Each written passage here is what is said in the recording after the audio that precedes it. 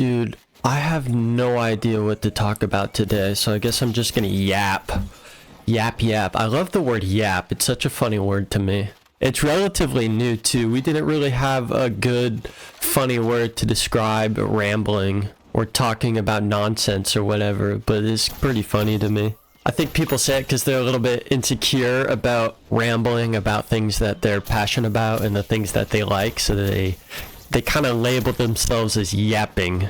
It's kind of like reflexively calling yourself out. Because if you call yourself out first, it kind of takes away the power from other people of calling you out. It's kind of like that clip from Bo Burnham's Inside, the section where he started reacting to himself, and it started like looping over and over again. And he was like, it started getting pretty meta with the self-awareness, and he called himself out for, I don't know specifically what it was. If you like call yourself out, then it kind of takes away the leverage from other people. But at the same time, being self-aware of potentially bad or harmful qualities doesn't really absolve you of, still having that. Being self-aware doesn't absolve anyone of anything.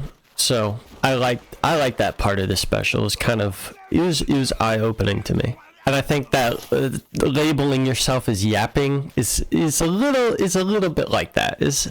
It has the same essence to it. It's not that calling yourself a yapper is harming anyone else specifically. I think people could stand to own their selves a little bit more, their authenticity.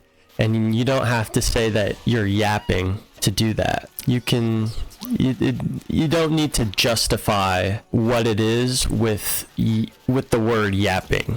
You just let it be. Just let it be. You don't need to explain it at all. I'm yapping. But yeah, I posted the Cosmic Brains art, and that was pretty cool. I thought it was a good piece of art, but to be honest, it didn't do as well on Reddit as I thought it would do. I thought it was definitely my best piece of work yet. There are definitely flaws with it, for sure, and I don't love it. There would be things I would change, but of course, finished is better than perfect is what I'm working on for myself. And I think it had mostly to do with the time of day that I posted it. It was pretty late in the evening, and so I don't think a lot of people were particularly looking at Reddit at the time that I posted it. And I think this is a guess, but I believe that you want engagement as early as possible. You want to post it when there's gonna, at the time of day that there's going to be the highest amount of traffic, I suppose. And I posted it in the late evening, and so I guess Reddit just thought that people didn't find it interesting, and so it kind of stayed at a mid-level where less eyes overall were seeing it. So that's just something I learned, is that I'll probably pick a different time of day to post my artwork, because I had just finished it and I was like, I don't care, I'm just going to post it now because I've been working on this way too long. But I'm going to change that and be more patient. Patience. Okay, a post commentary cat squeaker here. I've had a little bit of time to kind of reflect on that last section I was talking about, and it kind of didn't sit right with me because it was talking about trying to maximize engagement and productivity and likes and upvotes or whatever. And this sort of like maximizing engagement mindset is not very good. It's not very healthy. If I'm just constantly worried about trying to maximize how well something is going to do, it's going to lead to a lot of burnout and overall unhappiness. Though I did get some good lessons out of it, like, yeah, maybe I will be a bit more patient about when I post it. And I do agree that finished is better than perfect. So those are some good things. But this whole thing where I'm so worried that each post is going to do well, I've realized that that's not the best way to do things. I'm not going to be happy that way. And I've also realized that as an artist, I kind of realized that when I started making content for Garden Warfare 2, it was to serve myself. And I wanted people watching me because I to make it about me. I wanted other people to watch it so I could have more subscribers, I could have more views, and I could kind of satisfy something missing within me that would help me feel better, even though I knew overall it wouldn't. But I've realized, and what I hope to integrate going forward, is that as an artist, I am a servant of the community, more specifically Plants vs. Zombies community. So I want it to be about providing value and entertainment for people who are fans of this amazing game. And that's something that's taken me like 2 months to figure out. So thank you. I hope that all made sense. I'm not gonna worry a huge amount about engagement and trying to maximize everything at every level possible. It's not what it's about. I just want to make artwork of these awesome characters that I grew up with, because I know that other people will find tremendous amount of pleasure and value out of seeing some of their favorite characters represented in art. And that's what I want it to be about. I don't want it to be about my self-service. I want it to be about what I had just said, which I feel like I phrased that quite well, and I don't really remember it. So yeah. I'll watch the video. I'll have to write that down.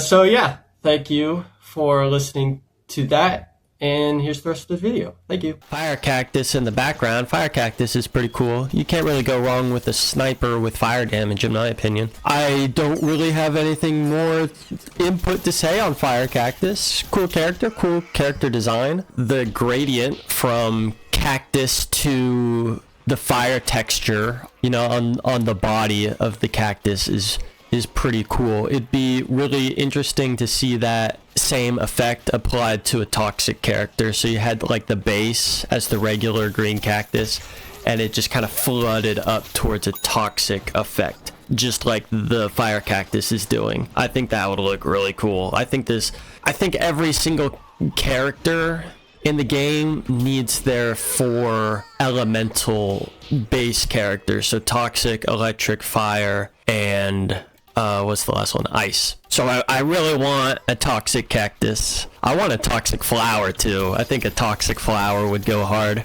But yeah, it's a little disappointing that not every single character class has the elemental characters, because they're pretty special, you know.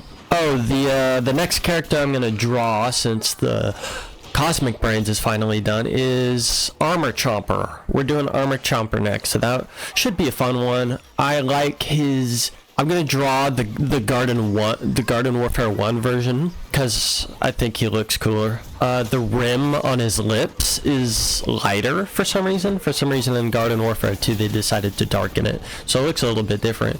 And also the Garden Warfare 1 version has more vibrant teeth color, so he has yellow teeth, and it just aesthetically looks cooler to me. And also the mouth color is like a red, violet, magenta, so it looks really cool with the bright yellow contrasted together.